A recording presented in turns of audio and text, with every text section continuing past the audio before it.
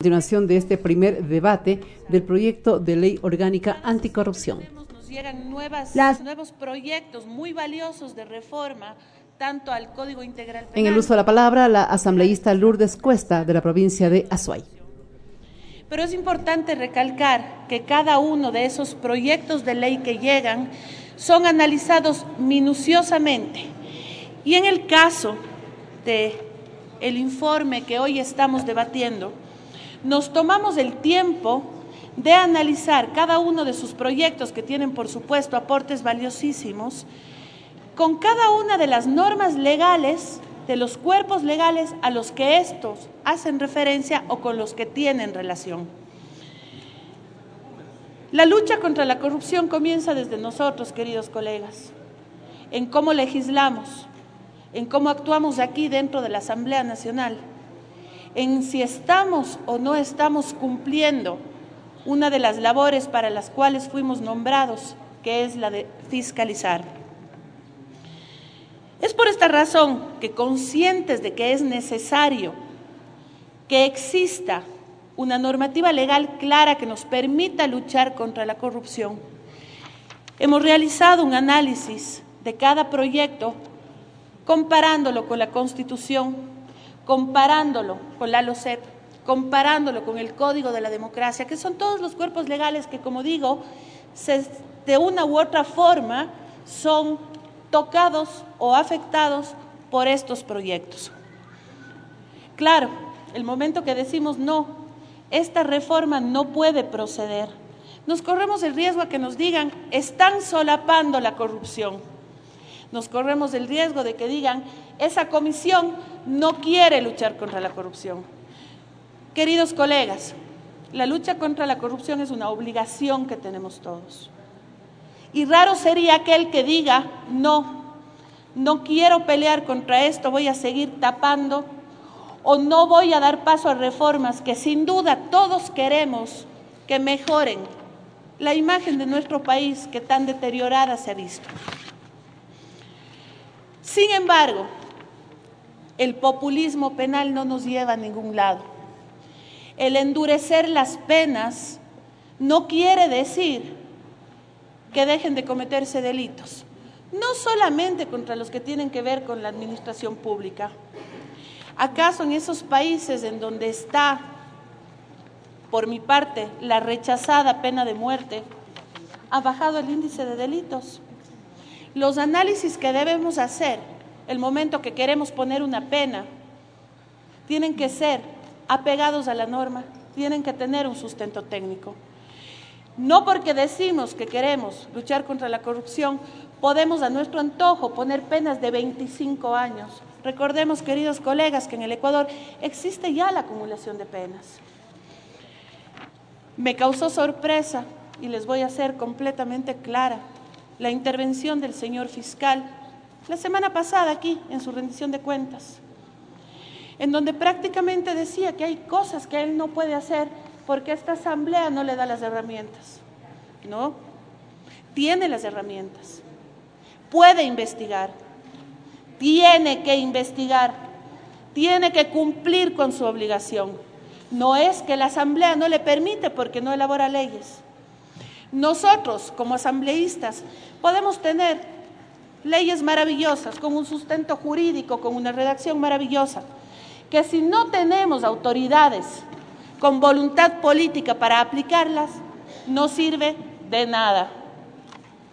No tengo claro cuántos proyectos de ley han habido, justamente con respecto a la participación de Contraloría, con ese informe del Contralor. A decir del fiscal, él nada podría hacer a menos que tuviera un informe previo de Contraloría. No, señor fiscal. Su obligación, su mandato constitucional es la investigación. De ahí que pueda pedir, sí, el respectivo informe ya para formular cargos o para acusar, es algo completamente distinto.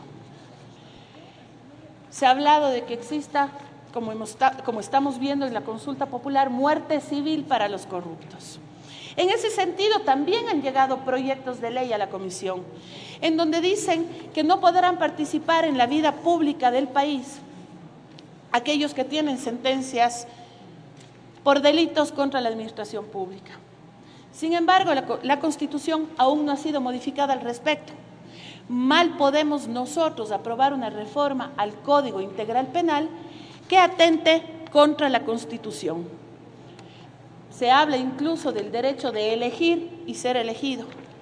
Ojo, una cosa es ese derecho de ser elegido como servidor público y otra cosa es ese derecho que tenemos de ir a las urnas y elegir a nuestros representantes. Sobre la contratación con el Estado para aquellos que han sido sentenciados ya por corrupción, porque también tenemos que tener claro algo. Una cosa es alguien que está siendo investigado y otra cosa es alguien que está siendo ya, o más bien dicho, que ha sido sentenciado por casos de corrupción o atentados contra la administración pública. Ahí también tenemos que tener proporcionalidad. No podemos tipificar sanciones porque sí. Tenemos nosotros que tener una gradación, tenemos que ver qué penas deben ir de acuerdo a los delitos y sobre todo el tiempo por el que tienen que ser sancionados de acuerdo a nuestra Constitución.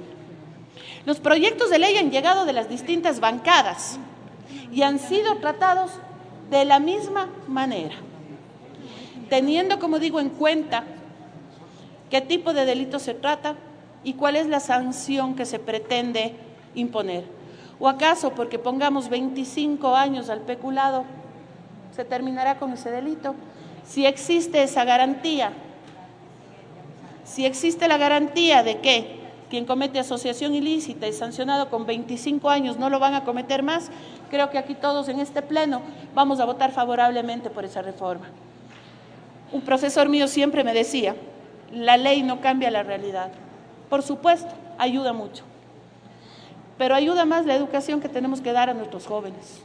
El ejemplo que nosotros, como funcionarios públicos, que hoy estamos siendo vigilados y vistos por un país entero, es ese ejemplo el que tenemos que dar nosotros, desde las cosas más pequeñas. Así que ese trabajo que ha hecho la comisión ha sido un trabajo consciente, sin banderas políticas.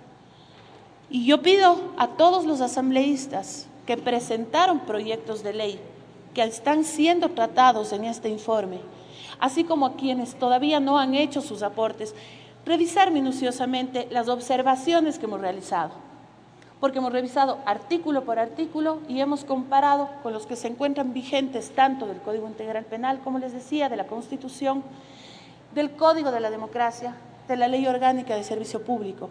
Ha sido un trabajo consciente y lo que queremos hacer son leyes buenas, pero que tengan una correcta aplicación y que no sean sujetos de un abuso de poder después. Hablamos de leyes de extinción de dominio, pero que no pueden ser inconstitucionales, por ejemplo. Y eso es lo que hemos hecho nosotros con los proyectos de ley que cada uno de ustedes ha presentado. Hemos tomado muy en cuenta sus aportes y sobre todo hemos tratado de adecuarlos sobre todo a la Constitución política que tenemos nosotros. Muchas gracias. Era la intervención de la asambleísta